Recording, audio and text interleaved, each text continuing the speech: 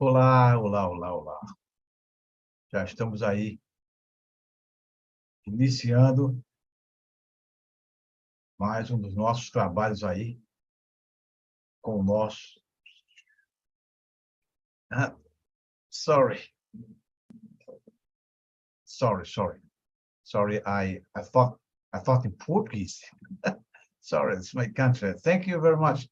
It's a pleasure being here today. I would like to tell you it's good morning from Brazil. Good morning from Brazil, and good evening in India. Good evening in Europe, main part of Europe. I can say I can say good evening. Thank you very much for being here with me.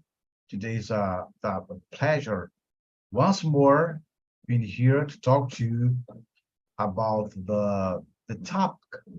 I believe that is so important, so great for us to understand. And this topic today I'm going to talk is topic because many people request me, I would say that word, request me to talk, to speak about this, to speak about the topic I'm going to speak today with you. Okay?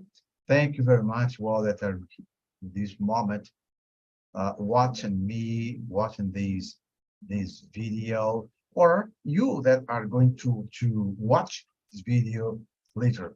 I'd like to advise you to warn you and to tell you that these these webinar is streaming be in live stream too in the Facebook. We are there too in the Facebook and the introduction. Good morning, Professor Catarina Monteiro. Good morning. Thank you very much. And before starting, I'd like to ask you, I'd like to know whether my sound is audible and about my image. Is okay, it's clear, and my sound is audible. Please say yes. I would like to know, please. I thank you so much about that. Really, thank you. Well, and as I told you, we're going to talk about the top today is this top. Let me show you. This top we are talking today about. This one.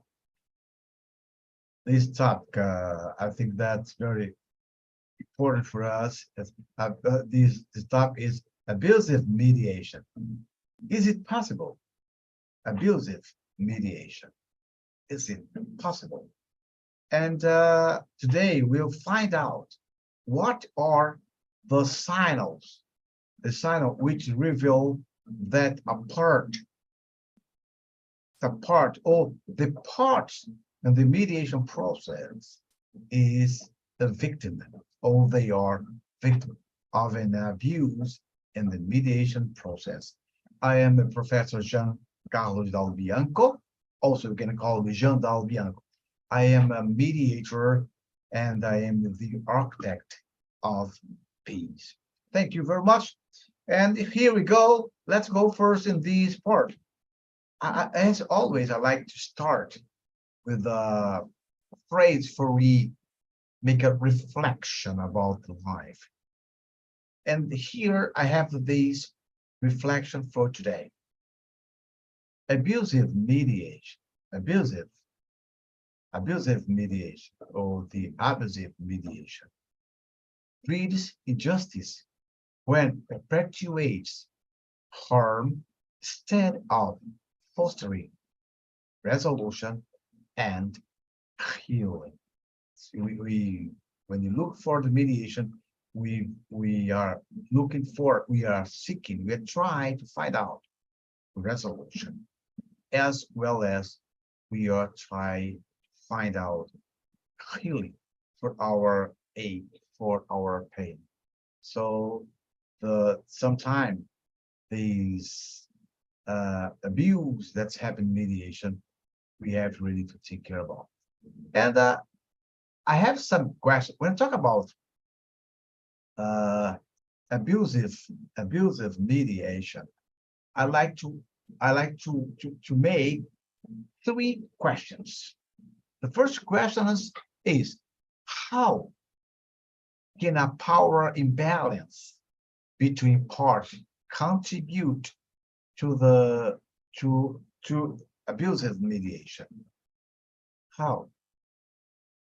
What are some potential consequences of an abusive mediation? What are, when they are abusive, when we are failed, what are the consequences? This abuse. And the third, I consider, can a mediator be abusive during the process? Can a mediator be abusive in the mediation process? These two questions, I think, these three, for me, are the most important to understand these, if the mediator can be abusive, or if only mediator or the mediator cannot be abusive or abusive. I told you, what is, as a matter of fact, what's it mean to be abusive or abuse in mediation? Because when the abuse happens, when it happens, we have a serious consequence for the parts involved. Remember, the consequence for the parts involved, and sometimes also it can be to the mediator as well. And this abuse can result in an unfair agreement. It can happen an unfair agreement that does not address the underlying issues, what really want to resolve in the dispute. And also, it's very important to realize that when there is an abuse in mediation, it can also create a long-lasting emotional harm. Giancarlo's harm in our emotional situation, yes. Remember, we mediators are working with emotion. We mediators are working with frustration, disappointment. We're not talking about only material things, spiritual things too, psychological points too. And when one of the part is victim of an abuse, when one part or both parts participate in a mediation process that is abusive, that's an abusive mediation or abusive mediation, it can hurt, and it can make some sign of it hurts so much in the inner of the soul. So it's very important to understand this. But there's a question. There's a question that's very important to understand. How can we identify? How can we see the sign of abuse? Before talking about that, before speaking about that, I would like to tell you the first question. The question before this question is where does it come from? Where does the abuse come from? Because if there is an abusive mediation in the process, it is because the abuse came from somebody else, or came from any place, came from anything. But where the abuse come from? Let me tell you a story. Once I was in a mediation process, and the in the process there was too much noise comes comes comes comes out to in. Many people speaking outside of the room, and there was not acoustic to protect. And inside, the voice outside of the room was disturbing, was taking our parts out of their control, was taking our part out of their focus. And I was obliged to stop the mediation and to go out and ask people to speak a little bit, speak loud, because it was very loud. I asked them to speak, but not so loud, because it was interrupting. It was disturbing the mediation process. And all that noise was taking off the concentration of the part, and also my concentration as a mediator. So the question that I believe that should come before is, where does it come? Where does the abuse in mediation comes from? I told you, external problems, the sound, the noise. But I believe that the abuse itself is concentrated in the three elements. First point. The abuse comes from the part that's like the claimant. Let's go like this: the mediator who requests the mediation process, or from the part of that mediator who is requested. Sometimes, let me confess you something. I don't like to call claimant respondent. I don't like that. I prefer to say the mediator who requests and the one who is requested. I prefer like this. So the abuse can come from the part, and also the abuse can come from the mediator.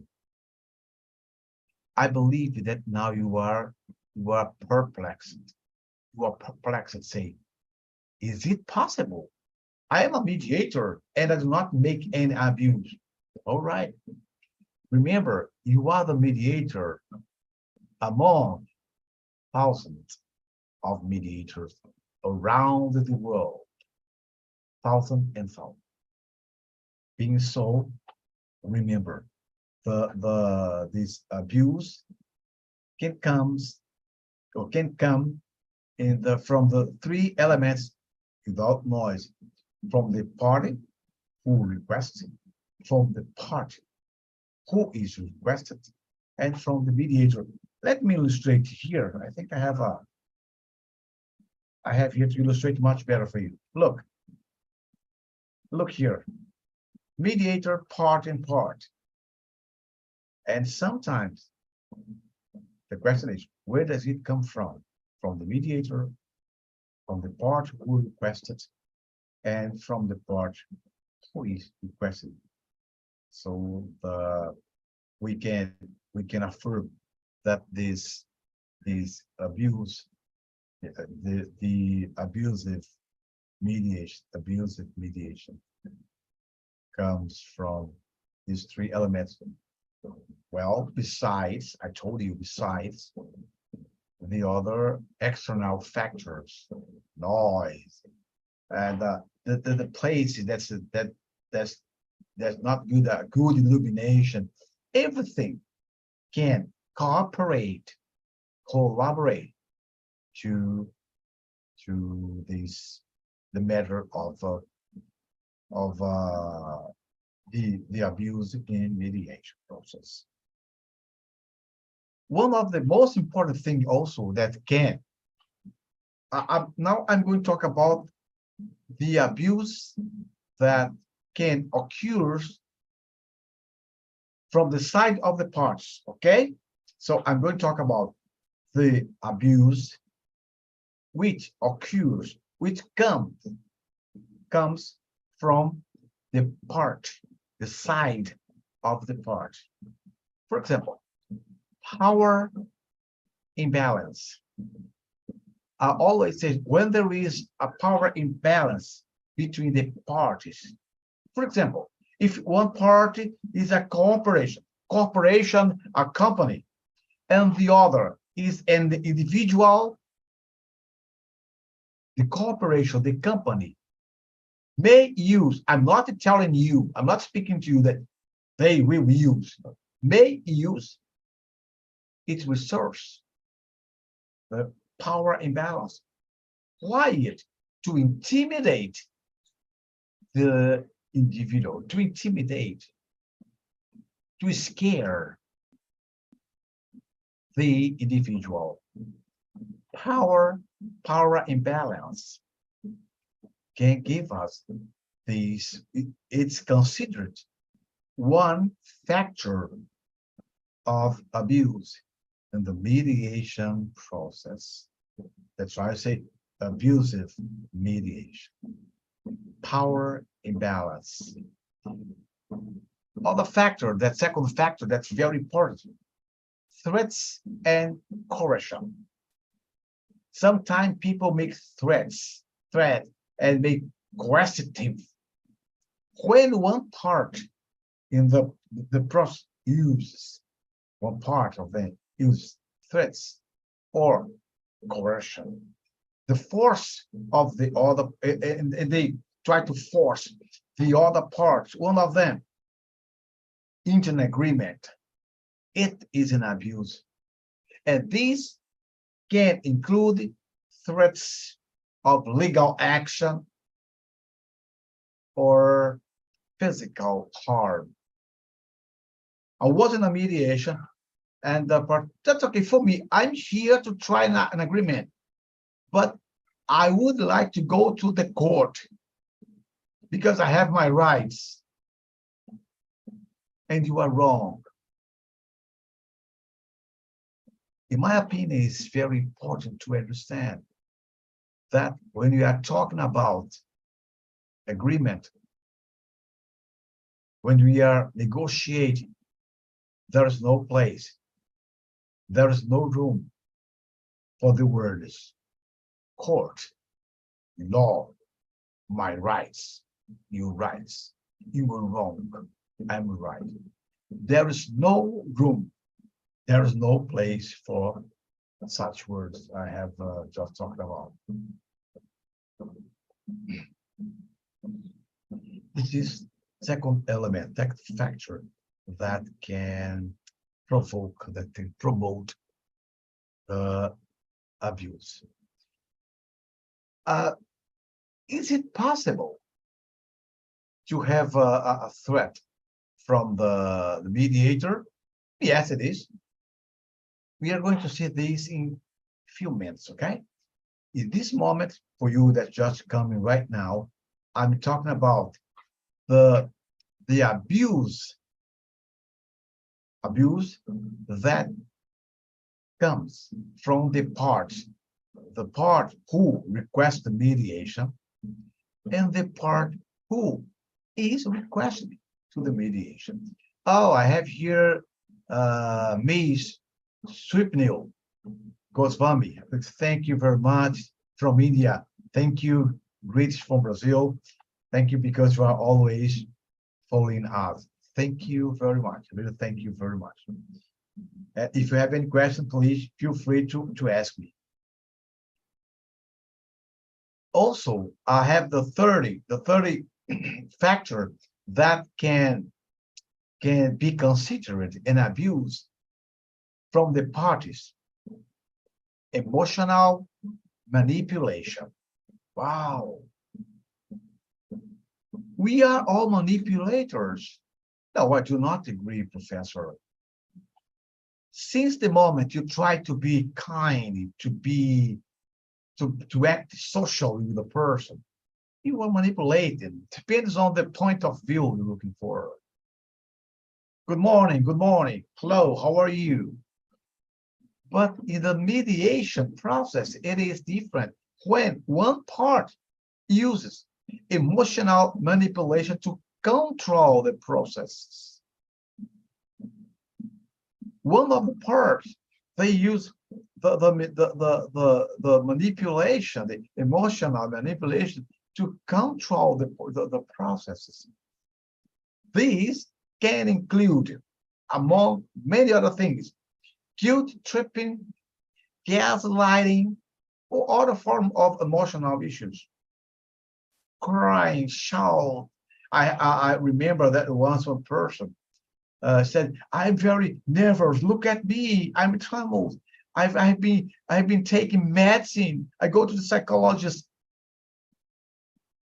The part was using this kind of emotional manipulation, emotional trap, to scare the other part. At that time, the requested part, for the part say, "That's okay, I'm sorry, let's stop, I give you everything." And it's not the process of mediation. One thing very important, I'm going to tell you something that is a kind of a webinar I'm going to make another time. The question is there justice in the mediation process? It's quite common when a person, when somebody else decides to resolve, to manage, or to solve. It's very important to understand it. Resolve, solve, and manage, they are different. Sometimes we do not resolve a problem in mediation. We do not solve the problem in mediation. Because we solve the problem when we start the process. We try to solve the problem. We resolve it during all the proceedings. And we manage when we get into an agreement that the conflict is not being resolved, but we can live together with that problem without harming each other, without offending each other. We can live our lives. I'm going to make a live too about this. And emotional manipulation is something very, very serious. Another fact, I'm talking about part, I'm just talking to you that to remind you that when hide information, when one part, defendant requested, or the part who is requesting tries to hide information or manipulate the facts to their advantage, it is one fact of abuse in mediation. Because this can include lying, or a person hide important information to the process. For that reason, it's very important when we are in the mediation process, we make the calculus, the individual session. It's very, very, very important. All my mediation process that I am the mediator, I always, independently, if it's necessary or not, I ask an individual reunion. I like to talk, I like to hear the emotion of the person. I'd like to know whether this person had something in the bottom of his heart that he or she want to share with me. I believe this is very important. Look, now I talked about the part. In this moment, I'm going to talk when I'm going to speak about when the mediator is abusive. When the mediator is abusive. When mediator is abusive. Is it happen? Yes. An abuse can happen from, I told you, from the parties and from the mediator.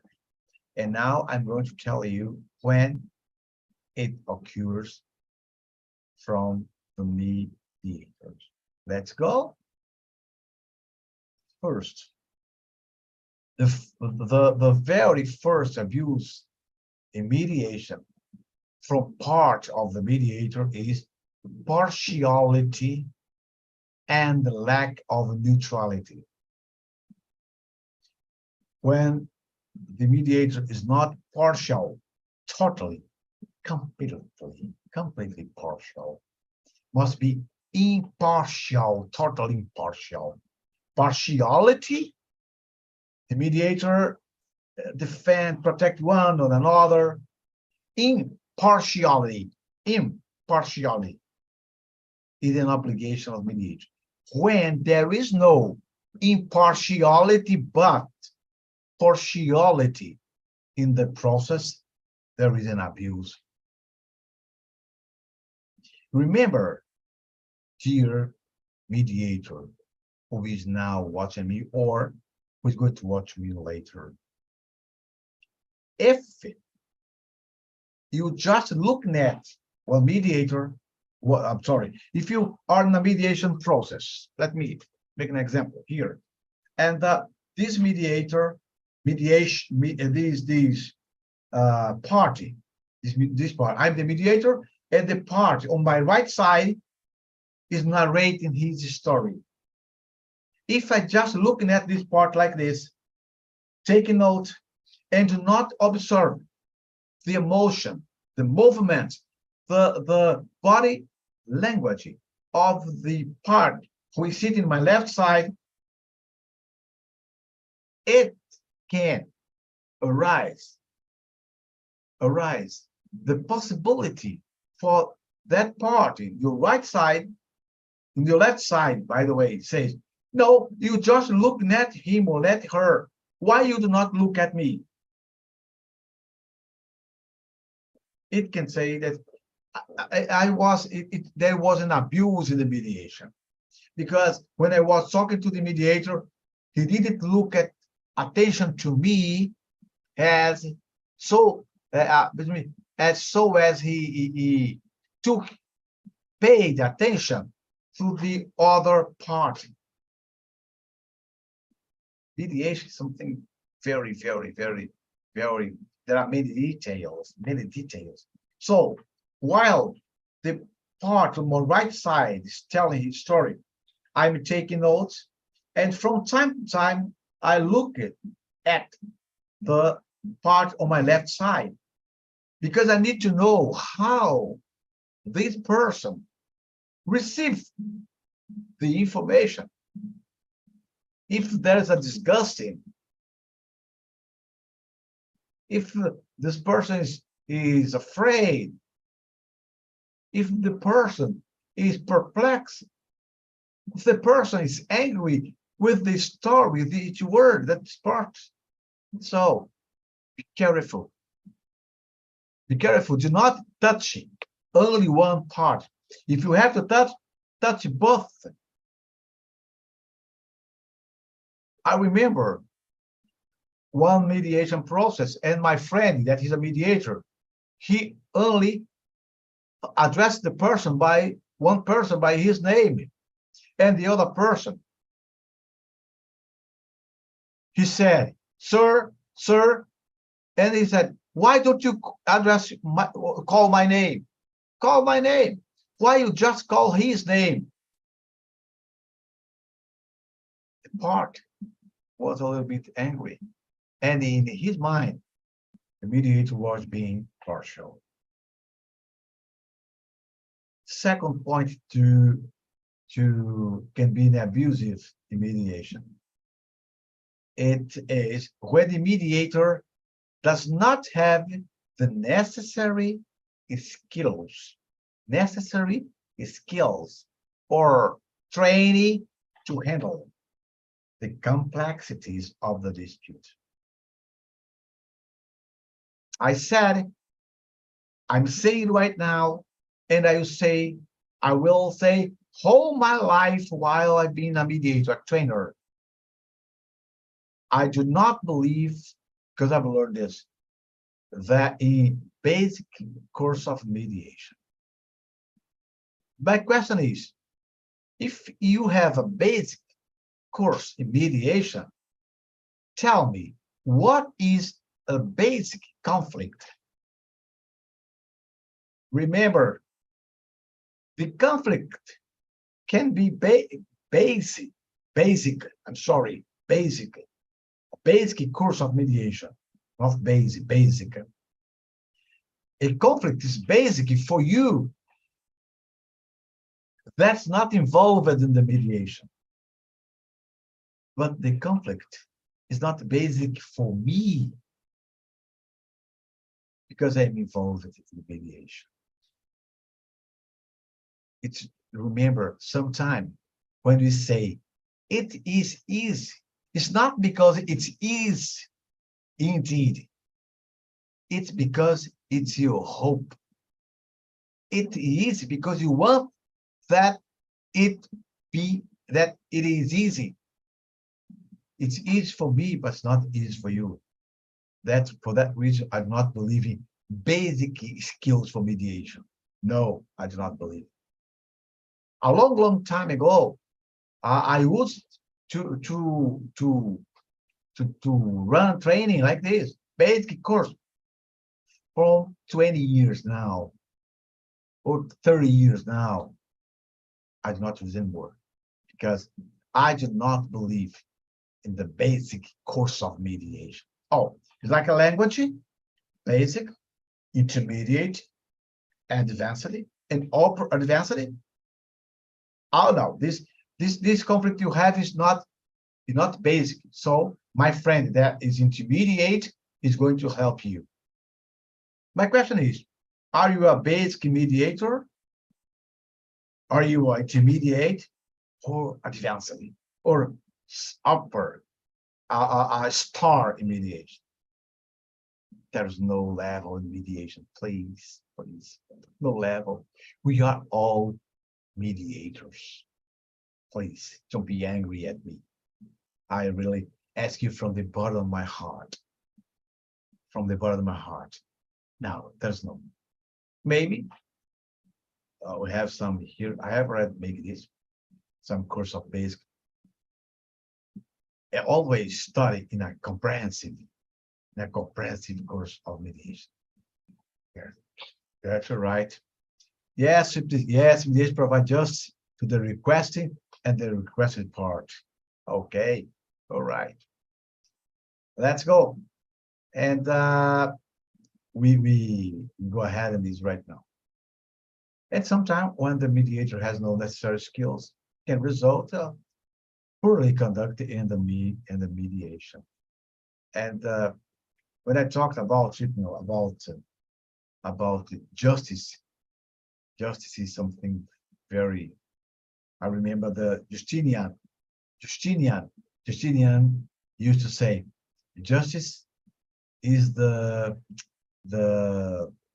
desire, the eternal desire to give another person which belongs to him or to her. And when we are mediating, we are in agreement, we are understanding, we are opening our heart. And this word justice, when you are talking about an agreement, is very slight to say, but I like it in your observation. Thank you very much. Thank you. Another point, when the mediator fails to establish ground rules, we have to establish ground rules. If you begin a mediation process and you do not establish the rules, the ground rules for the mediation, the result can be chaotic, and unproductivity. It can be, and this is an abuse from the mediator. Other point very important, where the party dominates the conversation and the mediator allows. The mediator allows, permit that the parts control all the conversation. And the part interrupts all the time. The other parts, no, the person, no, I didn't have time to speak. The requesting party spoke much more than me, say the requested part. The requesting much spoke much, or vice versa. And the result of these, very bad for the part, because remember, we can make a scar, like Scarface, a scar in the emotion of that person. And this person will say, mediation does not work. Do you know why it does not work sometimes? Because of us, mediators. For that reason, mediation is not so used around the world. Because sometimes we are the guilt. I'm included in this middle, among these, we are the guilt. Another point important is when the mediator does not make any intervention. When the mediator does not make any intervention, when one of the parts is being abusive with the other, saying bad words, being disrespectful, the mediator has the obligation to stop, because if he does not make intervene, it can create a hostile ambient, a hostile environment that's more likely to lead to not good agreement, or not agreement, an unfair agreement. That's why it's so important. We say the rules, the ground rules, establish. And these have to say, and when it's happened, I have already talked about this. We have a video about this. You stop and ask the party, requesting or requesting. Look, remember in the beginning of a mediation process, I asked you to treat each other with the respect and so on. So remember that? Yes, I do remember. So I ask you, please, while one is speaking, you wait. Treat each other, address each other by your names. When you finish this, so you use the control question. May I have your collaboration? Can I have your collaboration? Do you help me with this? It's very important. Another point that I consider very, very important for our final is that crucial for me. When the mediator try to find a solution for the problem. Oh my God, it's terrible. When the mediator, sometimes, in order to speed the mediation process, to accelerate the mediation process, try to find a resolution, try to speak what's the best resolution. It's a big mistake. Remember, in the mediation process, genuine mediation process, the parts, requested parts, by themselves, find the solution for their problem. We mediator, we are the light which illuminates the path. We are the bridge. We are the bridge. We are the light which illuminates the path. But we cannot show the path. This way is wrong. It's not correct. For me, it is not mediation, a genuine mediation. And to conclude our webinar for today, mediation can be very, very, very valuable, a very valuable tool for resolving many, many kinds of conflicts. But it can also turn abusive in certain condition where are present these elements I've spoken before.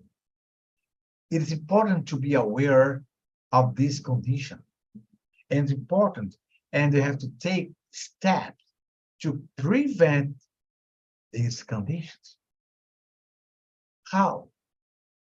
You mediators study, preparing your skills, and you part choosing skilled and impartial and neutral mediator,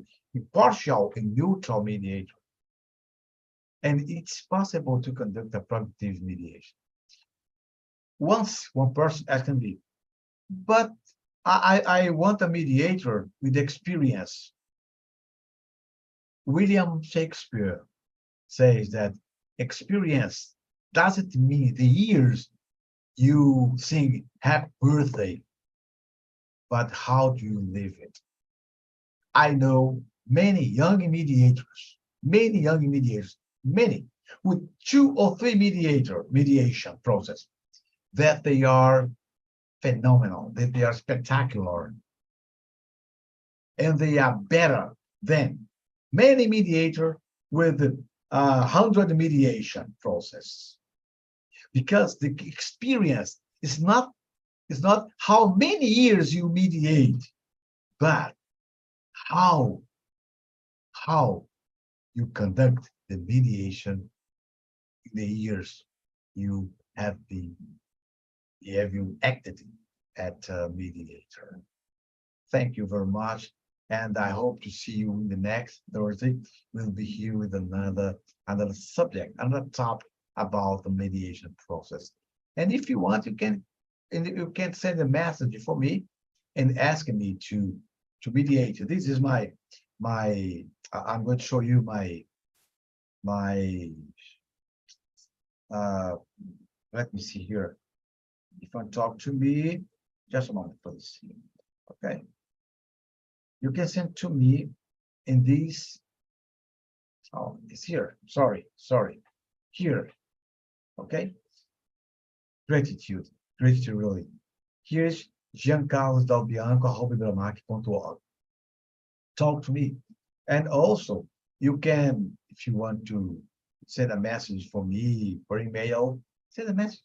It will be for me a pleasure, really a pleasure, talking to you, for learning from each other, because every time I teach, I learn it too. Thank you very much. Bye-bye. Bye-bye, Professor Catarina Monteiro. Bye-bye, you. Bye-bye, Miss Swipnew. Thank you for your participation again, Catarina Monteiro. God bless you. See you all around. Thank you all. Bye-bye.